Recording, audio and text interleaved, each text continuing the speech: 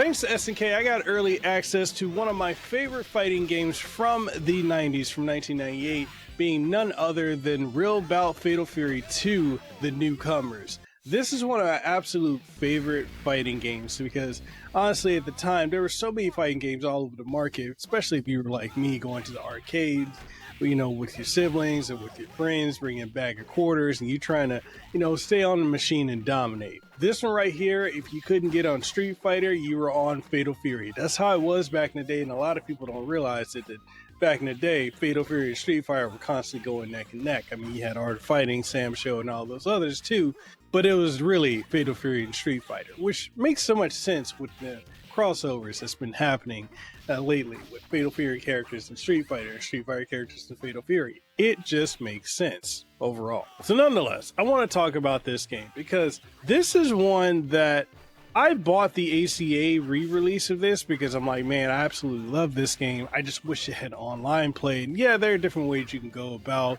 you know, playing online on official avenues. I was waiting for SNK to team up with Code Mystics and drop another game that had really great online netcode. And they've done it with so many titles, from Mark of the Wolves to The Last Blade 2 and, you know, the KOF games. I was wondering, are they going to do it? And they finally did it when we got the game before the all-time great being Mark of the Wolves and its successor, City of the Wolves.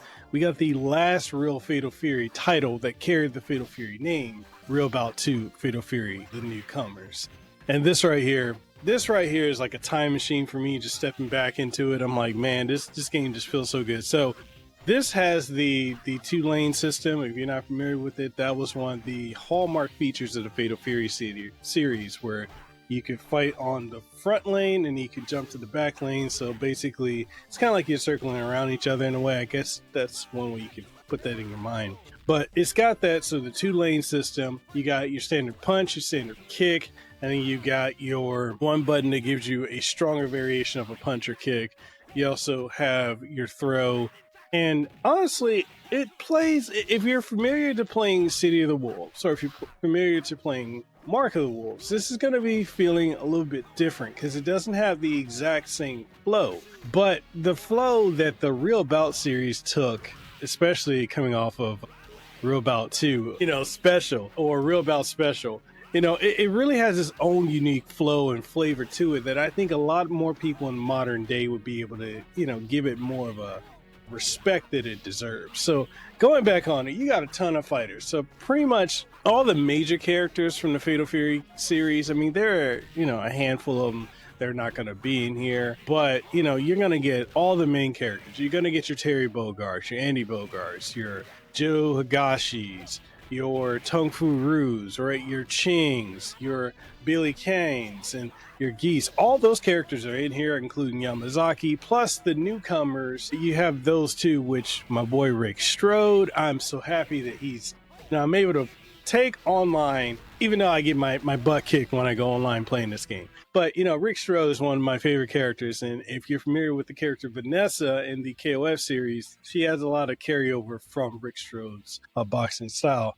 But nonetheless, you know, this game, you know, regardless of whether you're playing it in arcade mode one-on-one, which, yes, it still suffers from SNK boss syndrome, or just SNK hard, you know, after you do your first 2 matches, it does ramp up in difficulty, and input reads do be getting a little cray. Not gonna lie, it be getting cray, the input reading.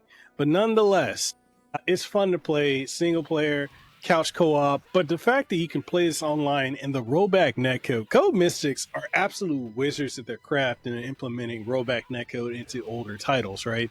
So this right here, I was playing online, and, you know, I'm here in Hawaii. I've got 1 gig internet, so I've got fairly good, you know, up and down speeds. And, you know, I'm playing against a couple people online. And the thing that's interesting is not a lot of people are online. Now, I didn't expect, and I'm going to say this might be a little bit of a controversial take, but I didn't expect a lot of people to be playing this online, you know, going on PC. Even when I was in the early access part of it before the announcement and everything like that, the only people I could find online were other content creators that were actually covering the game. And now that the game is out, I'm actually still trying to find matches, but literally I've only found 2 people online. which means, and this is kind of where I'm at when it comes to fighting games, is that it's becoming difficult if you're anything other than Street Fighter, Mortal Kombat, and Tekken to really find online matches for anything. You know, it's like the current FGC, and this is more of a critique of modern FGC, is they're pretty one brand loyalists. You know, you can say the same thing about wrestling fans too. It's either your WWE or AEW. It's rare that you listen or watch all the different wrestling promotions out there. So fighting games are very similar to that. You got the diehards that are specifically for those games. So it's harder to find matches for games that are not the mainstream. And Fatal Fury, to me, I feel like it always should have been mainstream because it was there at the beginning of the fighting game, you know, boom. But, you know, being dormant for so long, I kind of understand that. It's just interesting that, you know, you're not going to find a lot of matches online, and the people you find matches with are going to be those who are going to absolutely decimate you. This is kind of a similar issue with City of the Wolves, where the people you're finding online are typically the people who are just always playing this one thing, and they know all the ins and outs, all the B&Bs, all that, you know, your frame setups, your frame data, all that stuff. You know, these are people who literally, they live and breathe in the lab, and so going up against them, just expect to get caved in. It's how it is. Now, do I think the online can bounce back and we can get more people playing this updated re-release of a classic from 28 years ago, or 27 years ago technically at the time of this recording? Maybe. I could potentially see it happening somewhere down the road. But as it is right now, I think it's kind of difficult to honestly expect the online to be thriving and flourishing. It's great that we have so many games that are getting online, like so many throwbacks. Last Blade, you know, Samurai Showdown Anthology Collection with its online matches and capability. Street Fighter Anniversary Collection, right? Like all these classic fighting games, especially Breakers, which if you haven't played Breakers, please go play it. It's an amazing game. But nonetheless, it's getting harder to get to a point where I'm like, yeah, you're guaranteed going to have people playing online when you want to take this match online, because it's just not there. The fact that in this time, post-launch, I'm only finding 2 online matches, that says a lot, you know. But nonetheless, it has online capability. Hopefully, more people start playing it, you know, filing it. Again, Real Bout is different than typical fighting games that more modern players are used to, but it doesn't make it a bad thing. So just keep that in mind. You got so many different other options: pixel smoothing, full screen, windowed, you know, all the typical stuff if you're playing on PC. You can do different wallpapers on the sides because it is a 4:3 aspect ratio. The game wasn't 16:9. It wasn't really the standard back then, so keep that in mind. And, you know, it's a typical Code Mystics SNK collaboration type project. You know, excellent rollback netcode, not delay based, but again, the biggest problem is just trying to find people to play with online. So yeah, if you're looking at picking up a new fighting game, this is going to be one of those where I'm going to say this is essentially going to be a Discord fighter. I enjoy the game. I thoroughly do, even though I get destroyed when I go online. It's just what it is at this point. Hopefully SNK with their reach can get more people to know about this game, and they are the masters of stealth releases and stealth drops. Like, this did come out of nowhere for a lot of you who didn't know about it. Even when it was brought to my attention that they were doing this, I was like, yo, what? Okay. But nonetheless, it's a great fighting game. It's just not going to be getting all the love and admiration that I think it definitely deserves. But that's my thoughts. Great re-release. Again, Code Mystics being phenomenal at their craft. SNK bringing back one of their favorite, you know, which is, it's a company favorite. Real Bout 2 is a company favorite.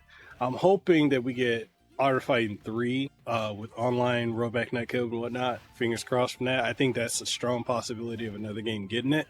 I don't know for a fact, but considering that already has some tournament play already at Evo, I think and that's a great mechanically good game that just has balance issues. But I could definitely see them giving us that down the road. But that's my thoughts. What do you guys think? Have you played this on PC? Are you waiting for this to come to other platforms? Whatever your thoughts are, let's go ahead and get the conversation going in the comment section down below. And with that being said, I'll catch you guys on the next one. Stay safe, be blessed, have aloha. See you around. Peace out. And hui ho. And again, thank you to SNK for this amazing opportunity. Greatly appreciate working with you guys. As a 30 plus year lifelong fan.